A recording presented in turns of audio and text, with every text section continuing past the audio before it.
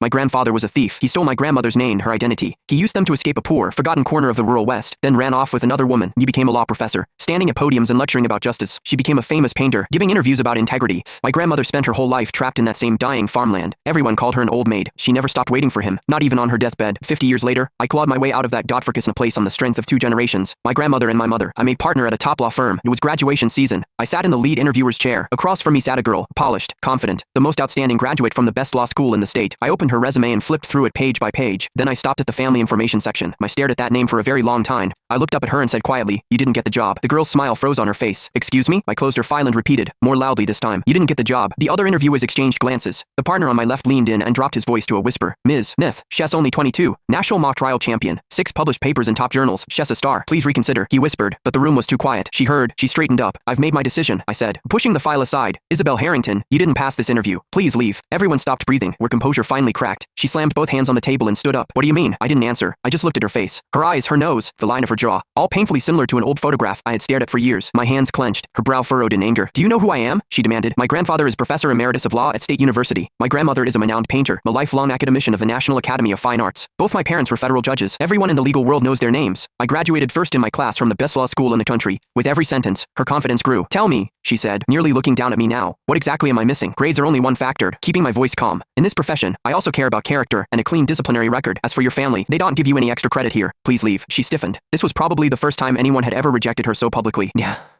Her face flushed red. "You're maliciously targeting me." She snatched her papers and jabbed a finger at me. "Evelyn Smith, right? Just wait. One word from my grandfather, and you'll never work in this industry again." She stormed out, shooting me a venomous look before slamming the door. "Miss Smith." The other interviewers started. I raised a hand. "Next candidate." The remaining 3 were excellent. Back in my office, I had just set down their files when the senior partner, David Johnson, burst in. "Evelyn, are you insane? Why did you cut Isabel Harrington? Do you know who her family is? Her grandfather is Emeritus Professor of Law at State University and a longtime partner of this firm. Turning his granddaughter away has consequences." He spoke faster than usual. "Post the offer immediately. Now, Late." I gave him a mocking look. "I've already returned a file." His face went blank. Then his phone rang. One glance at the caller ID changed his expression. He walked out without another word, throwing me a look that said, "You have just started a war." I was afraid. I had waited too long for this day. I finished reviewing the other candidates' files. The door opened. David Johnson walked back in, slightly hunched, escorting an elderly woman. "Miss Smith.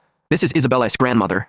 Mrs. Harrington." He shot me a heavy, warning glare, then closed the door. I looked up. She wore a navy silk dress. Her silver hair was perfectly combed. Gold-rimmed glasses sat on her nose. She was in her 70s but had barely any wrinkles, remarkably youthful. "Miss Smith." She sat down with the haughty posture of someone who had never known hardship. "My granddaughter wants to intern at your firm. Make it happen." She slid a thick envelope across the desk. I looked at her hands, plump and fair, an emerald ring on her finger. Those hands had never done a day of hard labor, but the real Garcia's hands, my grandmother's hands, were nothing like that. She had spent her life mending horse harnesses and patching overalls by the dim light of a kerosene lantern. Her knuckles were thick, her fingers wrapped in old cloth. They never fully straightened. I looked up. "The interview process is over. Your granddaughter didn't pass."